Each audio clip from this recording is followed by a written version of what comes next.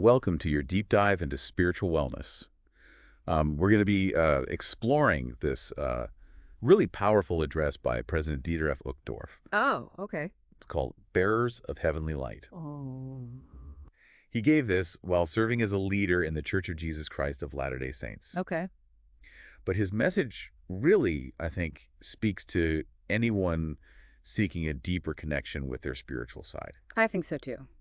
And, he starts off with this really interesting story. Okay. And I want to know what you think of it. All right. So imagine an elderly man at the post office, and he chooses to wait in a long line instead of using the self-service machine. Why is that? Because he wants a human connection. Oh, wow. He wants someone to ask him how he's doing. Oh, that's so sweet. It's a simple anecdote, right? Yeah. But it beautifully illustrates, I think, our universal need for connection. Yeah, for sure. Especially when we're going through tough times. Absolutely. Yeah. We all crave someone who will truly listen and understand. Just want to hear us. Yeah. Exactly. And Uchtdorf kind of builds on this idea by acknowledging that everyone, every single one of us faces challenges. Yeah. Not just the everyday kind, Right. but those that really shake our souls. Oh. Those that leave us feeling, spiritually drained and questioning everything. Yeah. Have you ever felt that way? Oh, absolutely. Yeah. Like feeling distant from whatever you believe in. Right. Or feeling lost spiritually, Yeah. I think it's important to understand that that's perfectly normal. It really is. It doesn't mean you're weak or that something is wrong with you. Exactly. It's simply part of the human experience. It's just part of life. Think of it like this. We all get physically sick sometimes, right? We can also experience spiritual sickness. It's kind of like spiritual burnout. That's such a good way to put it. Yeah. Spiritual burnout. We might feel overwhelmed, lose that joy we once had, or feel like our faith is just kind of fading. Yeah, or that like all these spiritual pains are building up over time, almost like layers of sediment. Oh, I think that. Think about like the pressures of work, Yeah. relationships, even the constant barrage of news, It's easy to feel buried under it all. Right. And that can really impact how we connect with our spiritual side. Okay, but it's not all doom and gloom, right? Okay. Because Uchtdorf emphasizes that spiritual wounds are absolutely healable. That's good to hear. He really injects this sense of hope, reminding us that even the deepest hurts can mend. We can heal, yeah. Even if healing feels impossible in this moment, Right. it is possible. Yeah. So how do we begin that healing process? Yeah, that's the question. That's where this idea of light versus darkness comes in. Oh, okay. And it's a really powerful metaphor that Uchtdorf uses throughout his address. I can see how that would be. This idea of light and dark, it feels very universal, right? Yeah. Across many cultures and beliefs. Yeah. So how does Uchtdorf use this metaphor? Yeah. What does he mean by darkness? Well, he's not talking about literal darkness. What? It's more about the absence of what he calls divine light. Okay. So think about what it feels like to be in a dark room. You can't see clearly, right? It's hard to move around. Yeah. You might bump into things and there's this sense of disorientation. Yeah. Spiritually, it's similar, When we're in that spiritual darkness, Yeah. we might feel lost. Yeah. Make choices we regret and struggle to see a path forward. Yeah. Darkness can represent anything that feels heavy, anything that keeps us from experiencing that feeling of spiritual wholeness. So then light would be the opposite, right? Exactly. It illuminates the path and helps us see things more clearly. Yes, light brings clarity Okay. and a sense of peace. It helps us make better choices. Yeah. Not because we're being forced, but because we're seeing things from a clearer perspective. Right. And it also brings hope, that feeling that even when things are tough, there's something greater out there, a guiding force. And if we're talking about spiritual light, Yeah. then the source of that light, according to Uchtdorf, Yeah. is Jesus Christ. He is, yeah. He even calls him the light of the world, which is a pretty powerful title. It is, yeah. And what's important here is that he clarifies what it means to follow Christ. Okay. It's not just about believing certain things. Right. It's about experiencing and sharing that light, allowing it to grow stronger within us until it starts to dispel the darkness around us. Oh, wow. I like that. And this light is for everyone, right? Yes. It's not exclusive to one group or belief system. Right, it's not. It's this universal, Right. expansive light that's available to anyone who seeks it. Absolutely. He makes it very clear that everyone, regardless of their background, Mm-hmm. past choices, Right. or current situation, can experience this light. Wow. It's a beautiful concept, isn't it? It is, yeah. It's like this radiant, all-encompassing energy that's constantly reaching out to each of us, Wow. wherever we are on our spiritual journey. Okay, so this idea of light is incredibly powerful, Mm-hmm. and it's available to all. Yes. But how do we let that light in? Is it like flipping a switch? Well, it's not quite that simple. Okay. He uses a phrase that I really love. He talks about growing line upon line, Okay. meaning spiritual growth is gradual, you see. Yeah. It's not about suddenly achieving perfection. Right. It's about opening our hearts little by little to let that light in Mm. and transform us from the inside out. That sounds much more realistic and manageable, doesn't it? It really does. It's a process, It is. a journey. Mm-hmm. We don't have to get it all at once. Not at all. And to explain how this darkness works Okay. and how we might find ourselves in it, he uses a really clever analogy. Oh, okay. Imagine the earth and the sun. Got it. Now think about nighttime. Okay. It's dark, but the sun hasn't disappeared, has it? No, of course not. It's just that the earth is casting a shadow blocking the sunlight. Right. But we know the sun is still there, shining brightly. Mm-hmm. And Uchtdorf says that sometimes we experience spiritual darkness in a similar way. Oh, I see. It doesn't mean that God Right. or a higher power, whatever you believe in, has abandoned us. Okay. It might just mean that we're in a place spiritually where we're not fully open to that light. We're in our own shadow, so to speak. So just as we know the sun will rise again, bringing Yeah. light and warmth, Yeah, we can choose to move towards that spiritual light. absolutely. We have the power to step out of our own shadows. That's a key point. And it brings us to this concept of agency, which is the ability to choose. Right. God doesn't force us to do anything. No. We have the freedom to decide whether we stay in that darkness Yeah. or make a conscious effort to move towards the light. It's to us. So we have a choice to make. We do. We can choose to actively let the light in, Yeah. or we can choose to stay in the darkness. Right. But Uchtdorf is pretty clear that lingering in darkness won't help us grow or change. Right. He's saying that comfort Mm-hmm. can sometimes be our biggest obstacle to growth. That makes sense. If we get too comfortable in the darkness, we might not even realize that we're missing out on something incredible, Yeah. beautiful, and powerful. Yeah. It's only when we step out of that darkness Mm-hmm. and into the light Yeah. that we can truly see what we've been missing. That's a really good point. Yeah. It's like we can become so accustomed to the shadows, like we forget what sunlight even feels like. So we need to be intentional about seeking out the light. Yeah. But what does that look like in everyday life? Like, does Uchtdorf give us any practical steps? He does. Okay. And what's interesting is they're not complicated or unattainable. Right. He talks about prayer as a way to connect with something bigger than ourselves. Mm-hmm. It's like opening a line of communication, Yeah. sharing our thoughts and feelings, and listening for guidance. And for people who might, like, feel intimidated by the idea of prayer, Yeah. what would you say?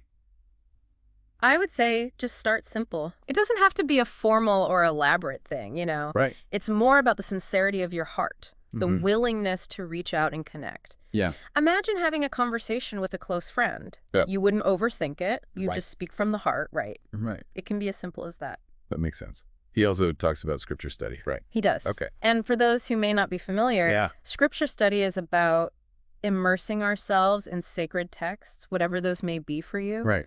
These texts often contain wisdom and teachings that have guided people for centuries. Oh, wow. It's like tapping into a wellspring of timeless advice and insights. So it's not just about reading words on a page. No. It's about finding meaning and inspiration that can apply to our lives today. Exactly. Yeah. And it can be a personal journey of discovery. All right. You might find different passages resonate with you at different times in your life. Right. It's not about memorizing verses. It's about reflecting on the meaning and finding the nuggets of wisdom that speak to your soul. He also mentioned service, which is something we hear a lot about Yeah. in many different contexts. Right. So what's the connection between service and spiritual growth?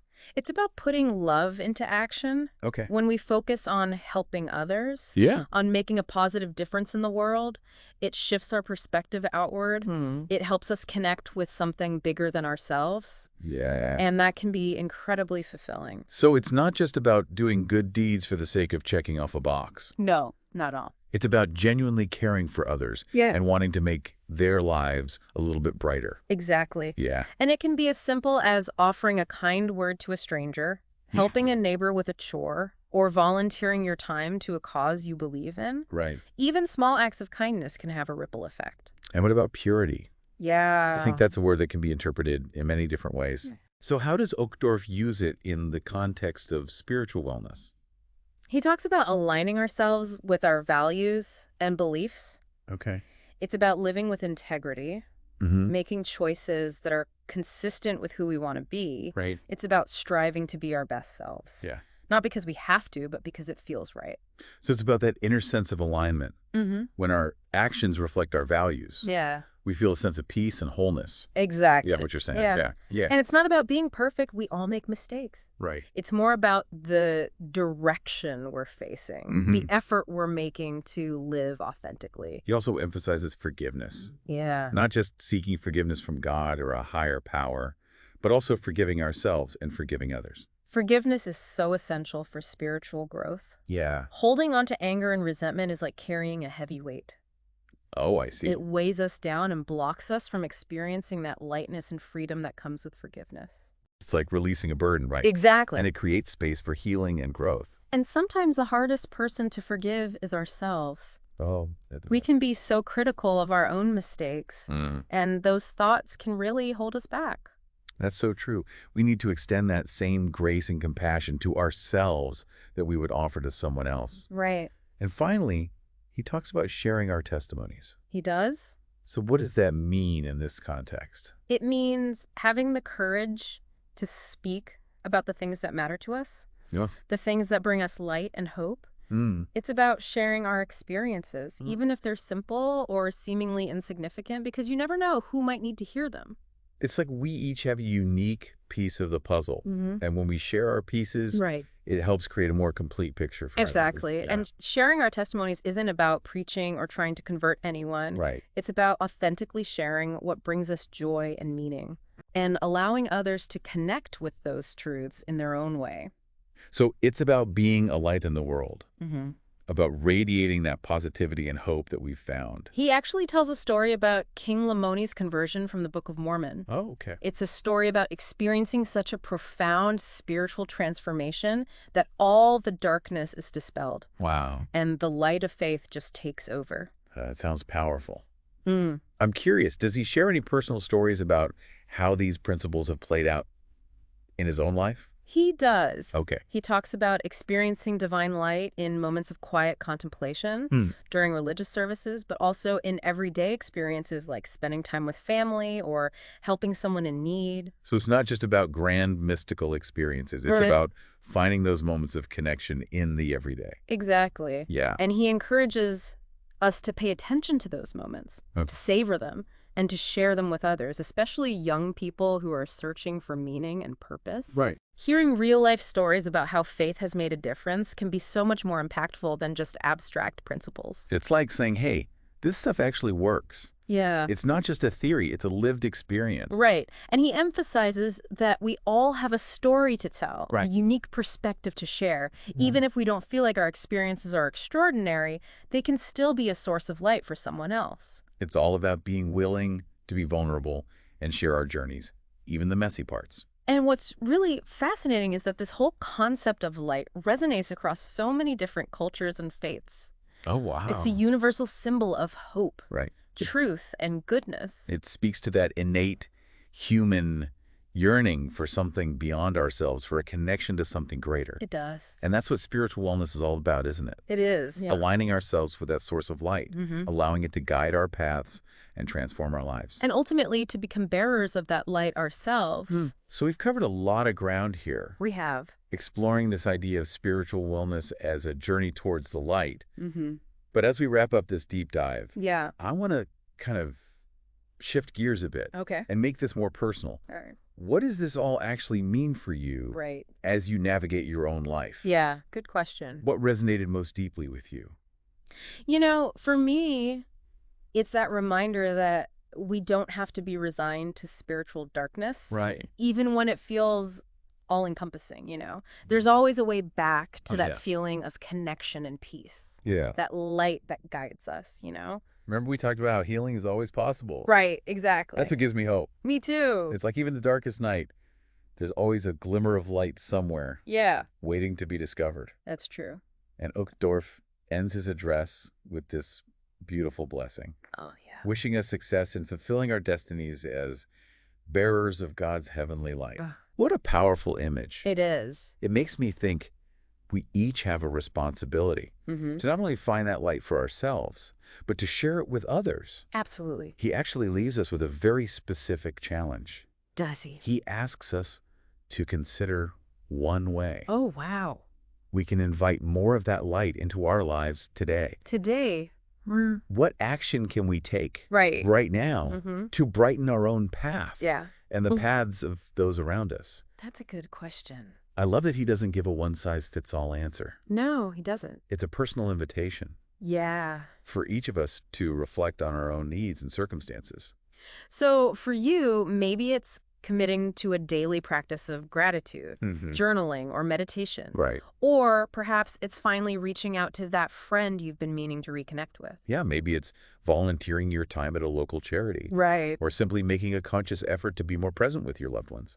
Or it could even be something as simple as being more mindful of the words you speak. Choosing kindness over criticism. Yeah. Remember that ripple effect we discussed? I do? Even seemingly small acts can have a profound impact on the world around us. It's like planting a seed. Yeah. We nurture it with intention, Right. with positive actions, Mm. and watch it grow into something beautiful and life-giving. Oh, I love that. And even if we don't see the results immediately, Right. we can trust that we're contributing to a brighter future. Absolutely. That's a great point. We don't always see the impact of our actions right away, Right. but that doesn't mean they're not making a difference. Yeah. Think of it like this. When you light a candle in a dark room, Okay. it immediately dispels some of the darkness, right? Right. But that light also continues to radiate outward even after the flame is gone. Wow, I like that. So as we wrap up this deep dive, what are some key takeaways you hope our listener will remember? I hope they'll remember that spiritual wellness isn't some unattainable goal Right. reserved for a select few. It's a journey that's available to all of us, regardless of our beliefs or backgrounds. I agree. It's about cultivating a connection to something greater than ourselves Mm-hmm. and allowing that connection to guide our thoughts and our actions Yeah. and our interactions with the world. I really hope they'll remember that they have the power to choose light over darkness, Yes. hope over despair, Mhm. and love over fear. And that even small, seemingly insignificant acts of kindness can make a world of difference. Absolutely. We've explored some powerful principles and practical tools in this deep dive, Yeah. and I encourage you to continue exploring these ideas further. I do too. What resonates with you the most? Right. What one action will you take today Mm-hmm. to invite more light into your life? Yeah, think about that. What difference might that make, not just for you, but for the people around you? Thank you for joining us on this deep dive. Thank you. We hope you found it enlightening and empowering. And until next time, remember to keep seeking the light, friends. That's right. It's always there, waiting to guide you on your journey.